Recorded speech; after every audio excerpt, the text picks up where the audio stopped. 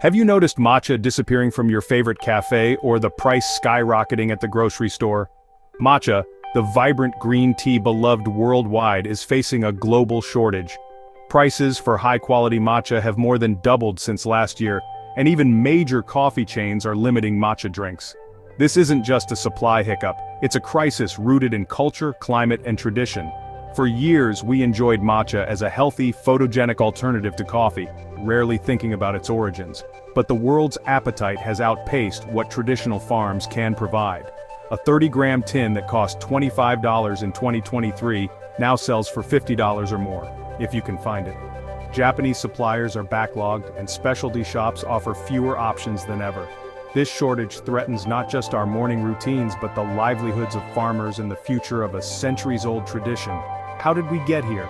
The answer is a tangled web of social media trends, climate change, and an aging generation of tea masters. To understand today's empty shelves, we need to journey to the green hills of Japan, where matcha's story begins. Let's see how our global obsession is reshaping a local treasure. This is the story of the Great Green Gold Rush of 2025. Not long ago, matcha was a niche drink found in Japanese tea houses or health food stores. Then social media changed everything. Instagram and TikTok turned matcha into a global icon. Influencers and celebrities flaunted their matcha lattes, making the drink a symbol of wellness and style. The hashtag matcha exploded, with billions of views showing off its mesmerizing color and frothy texture. Celebrity endorsements pushed matcha into the mainstream, making it a must-have for the health-conscious and trendsetters alike. Cafes responded with creative spins: strawberry matcha, sparkling matcha, and more, each new drink fueling the craze. In just 10 years, Japanese matcha exports soared by over 300%, with the US and Europe leading the demand. Matcha invaded everything: ice cream, Kit Kats, croissants, even cocktails. But this global boom put immense pressure on traditional Japanese farms, which weren't built for mass production. The world wanted endless, affordable matcha, but the artisanal process couldn't keep up. Small-scale farmers struggled to meet industrial-scale demand. Ironically, the social media wave that made matcha famous also threatened the traditions that made it special. We fell in love with the image, but lost sight of the craft behind every cup. The result? A global appetite that's outstripped the supply. And now, the cracks are showing. Why can't we just make more matcha? Because true matcha is painstakingly slow to produce. It starts weeks before harvest, when tea plants are shaded to boost chlorophyll and L-theanine, creating that signature color and umami. Only the youngest, most tender leaves are hand-picked during the spring's first flush. Leaves are steamed, air-dried, and meticulously stripped of stems and veins, leaving only the pure tencha leaf. The final step: stone grinding tencha into a fine powder, a process so slow that a single mill produces just 30–40 grams an hour. Rushing this process ruins the flavor and aroma. Every step from shading to grinding is about preserving quality, not maximizing quantity. This is why authentic matcha has always been rare and precious. The global demand for fast, cheap matcha clashes with a tradition built on patience and skill. You can't rush centuries of expertise. The soul of matcha lies in its slowness, and that's exactly what's under threat. The world wants more, but true matcha can't be mass-produced. That's the heart of the shortage. Uji, near Kyoto, is the heart of Japanese matcha. For centuries, its unique climate and soil produced the world's finest tea. But now, Uji faces a perfect storm: climate change, an aging workforce, and overwhelming tourism.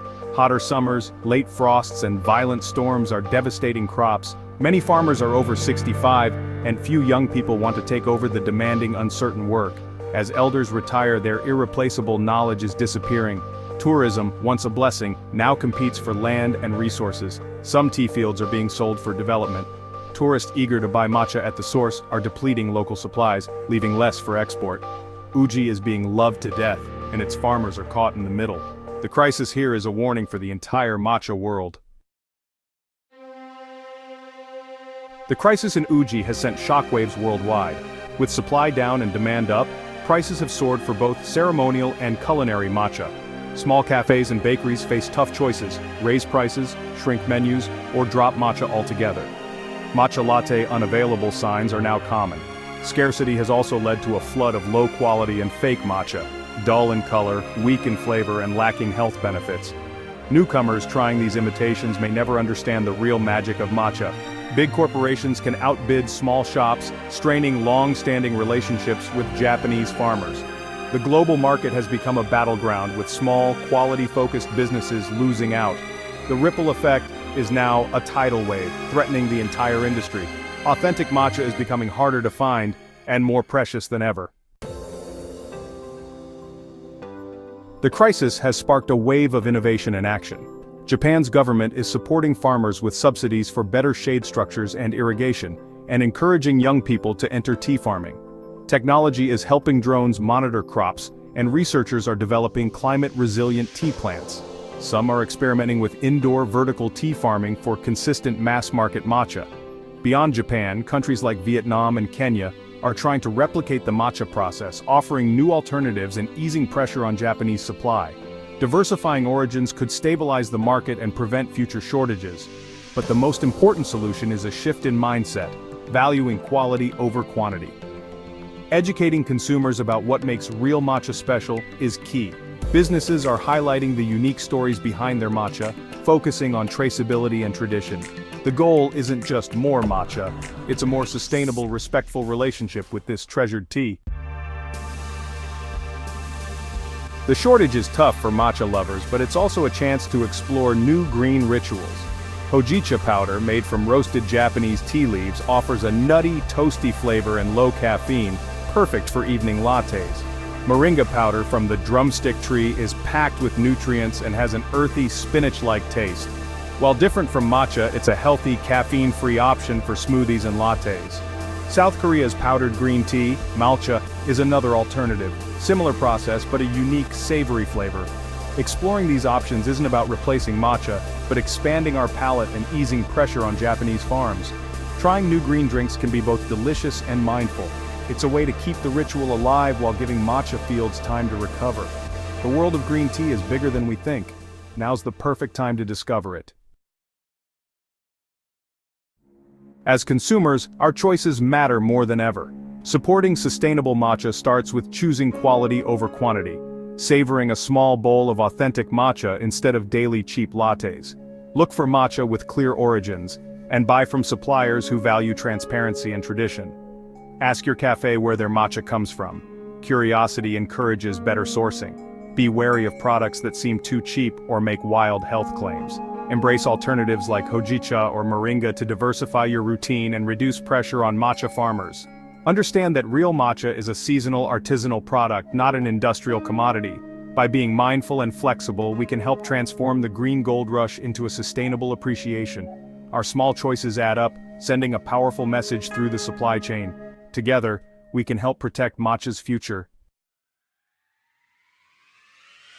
The 2025 matcha shortage is a wake-up call. It shows how quickly a global trend can overwhelm a local tradition and expose the fragility of our food systems. But this can be a turning point, a chance to build a more sustainable future for matcha. Hope lies in the resilience of farmers, scientific innovation, and growing consumer awareness. Preserving traditional, small-scale farming is essential for quality and environmental harmony. Supporting young farmers and fair pay is key to matcha's survival. Innovation, like climate-resilient plants and smarter farming, can help, but must respect tradition. The goal isn't just more matcha, but better matcha, rooted in authenticity. Our choices, seeking traceable high-quality matcha and appreciating it as a seasonal treasure, can steer the industry toward balance. If we value matcha as a cultural treasure, not just a trend, we can ensure its ritual endures for generations. The fields of Uji can flourish again, steeped in respect and hope. The future of green gold is in our hands.